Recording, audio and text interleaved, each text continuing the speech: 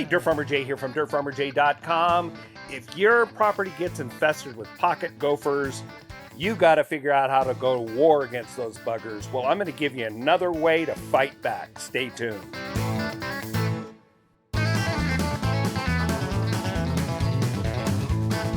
Hey, Dirt Farmer Jay here from dirtfarmerjay.com. In some earlier episodes, we gave you 3 other ways to fight back against pocket gophers. Now, pocket gophers are very active. They cause a lot of damage. They have a dual burrow system, one that's running about 9 to 12 inches below the surface of the soil, and a deeper area where they burrow, they nest. They actually have their toilet room, they have their food stores, and all of that down deeper. And so sometimes they're pretty tough to get controlled. And when one control doesn't work, you need to look at some other ways. Now, in those other episodes, you can check them out in the descriptions down below, where we tell you about box traps, we tell you about the GopherHawk, and we also tell you about smoke cartridges. But I'm going to tell you another secret weapon that we use that is kind of the big deal. When I find that the gophers are not responding to the control methods in the other 3 ways, then I really lean on this. And this is a bait applicator.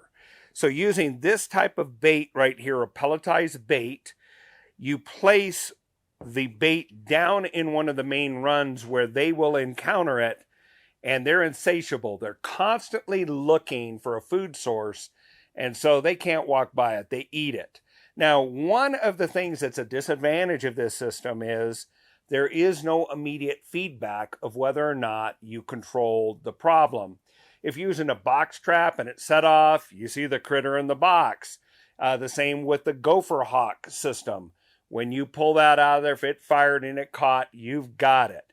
The smoke cartridges, you don't necessarily get immediate feedback, but if you use a blower, you do get the smoke, the toxic smoke, distributed well in the runs in the burrow, and you have a high chance of controlling them, as long as you directed the smoke in the direction where they are.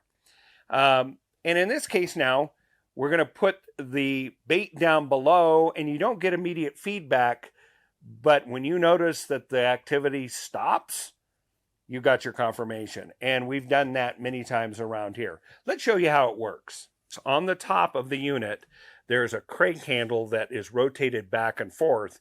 And when you do that, that opens this window down at the bottom that you can see bait is dispensed out of. So when we do that, every time we crank it back and forth, it's going to let out a dose of the bait. Now, the bait is simply put in place using a canister like this of mole and gopher bait.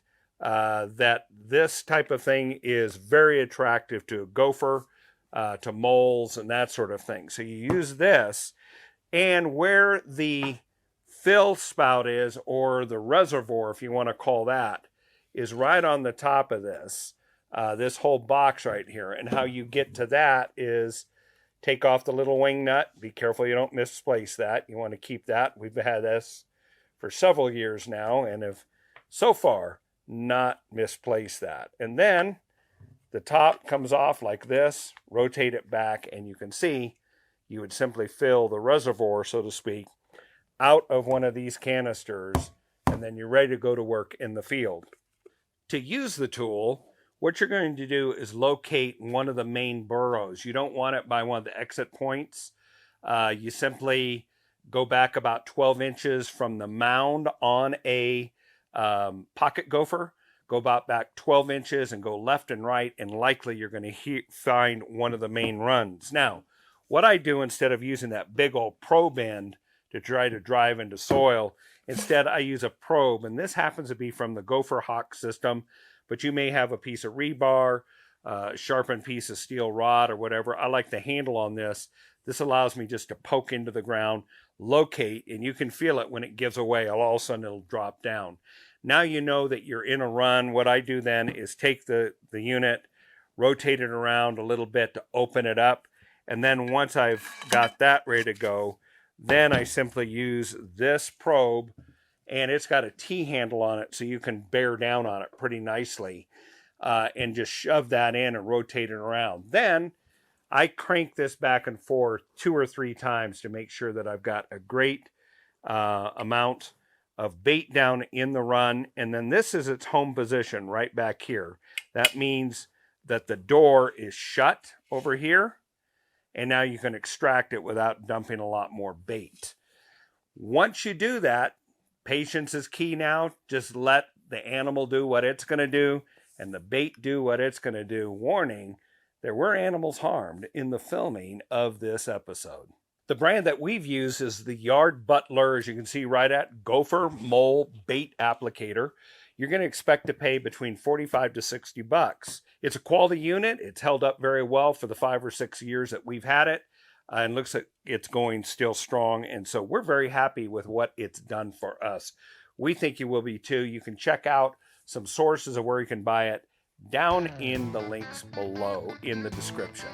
If you'd like to learn another method of how to control pocket gophers and moles, check out this video where we show you how to correctly apply the smoke cartridges and how to find the run for those pocket gophers. It really is effective. And while you're at it, check out this other video that we have created that YouTube thinks is perfect for your interest, and we think you'll enjoy it as well. Hey, thanks for watching. I'm going to hunt some gophers.